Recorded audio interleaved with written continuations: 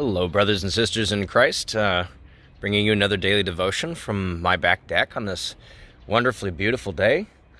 And as I was sitting here doing one of my regular and routine spiritual practices, I had the idea, well, maybe I should just teach you guys that particular spiritual practice so that you have something else that you can do, another way that you can pray, another way that you can meditate on God. And so really, one of the things that I like to do is something that I picked up in from my psychological studies. It's a practice that's used in a type of therapy, and it's called mindfulness. It's really simple, but really what you do is you take a period of time and go ahead and just set yourself a timer so that you don't have to worry about checking your watch and be interrupted. But set your watch for like 10 minutes or something like that. And then you take the time and you can either pick one sense for those 10 minutes, or you can rotate through a couple of the senses. But pick a sense like sight or smell or hearing or feeling. And then when you've figured out which sense you want to focus on, or which one you want to start with, maybe if you're going to rotate through them, identify the order that you're going to do and actually set your timer so that you have the same amount of time for each sense, and then you don't have to worry about checking your time on that as well.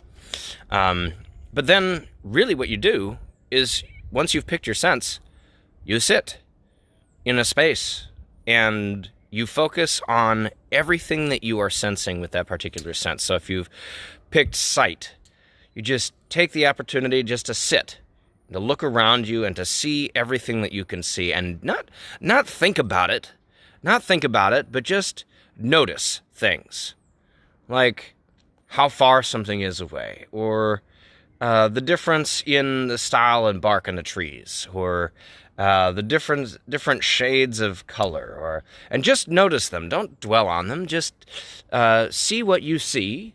Make note of the different things that you see, and then move on to seeing something else, and just take it in. The same thing with hearing. So with hearing, I like to close my eyes. Whenever I'm not focusing on sight, I like to close my eyes and just focus on the things that I can hear. What do I notice? What are the different sounds? How many different kinds of birds can I hear? And is the bird close or far away? Or am I hearing the sound of some sort of piece of equipment off in the distance? Or am I hearing the sound of the wind blowing through the trees? Just noticing those things. And again, not dwelling on them, not thinking in depth about them or analyzing them, so to speak, but just making a mental, noticing something and then making a note of it. Like, oh yes, I hear this, and then move on. And just do that for a while. And it's a wonderful way. It's actually very calming, but it's also a way to just be present in the moment and to be with God, and to let God be with you in the varieties of ways that we might experience God in our world, and the ways that we might experience the world through our senses. And it's a wonderful practice. And then you can close with the Lord's Prayer. And hopefully what it does is it helps to center you, to clear your mind, and to provide you a little bit of stress relief and time literally just away from everything, removed from everything, just dwelling in the presence of God. And as I was sitting here today, I won't lead you through it in this devotion, but now you have the practice. You can do that for any of the senses, by the way. It's called mindfulness.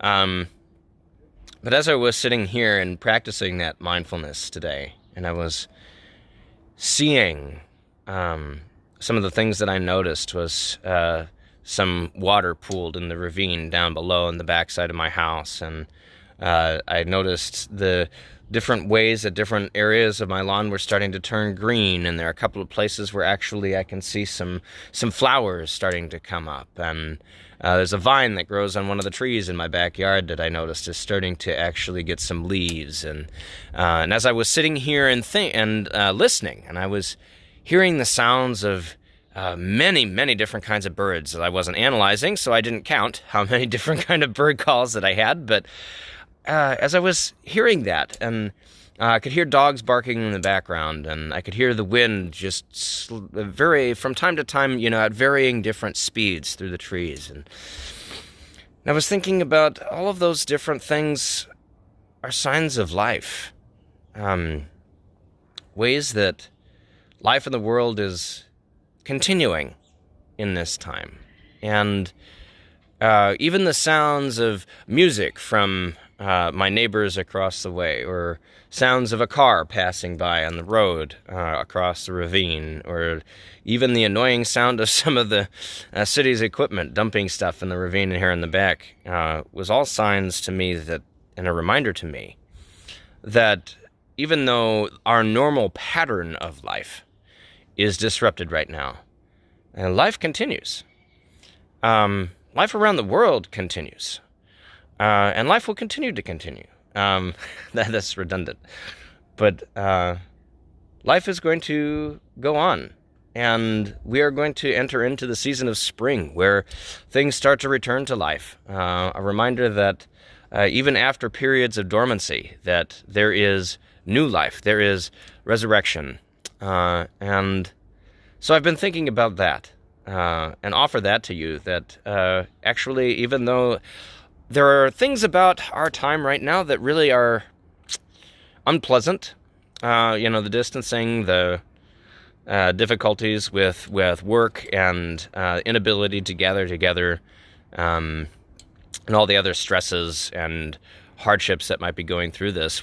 In some ways, we are all of us, in what we're doing, we are sustaining life by preventing the influx and overtaxing of our healthcare systems. And in some ways, we're doing this together. Some really profound ways we're doing this together with people around the world. The world is coming together in this time and taking steps and doing things and that are for the benefit of all of us. And we are helping life continue and persevere. And God is, of course, at work in all of that. So I leave you with that little bit of reflection of the ways that even though our normal patterns are disrupted, that there is still life. And there are still ways that life is good.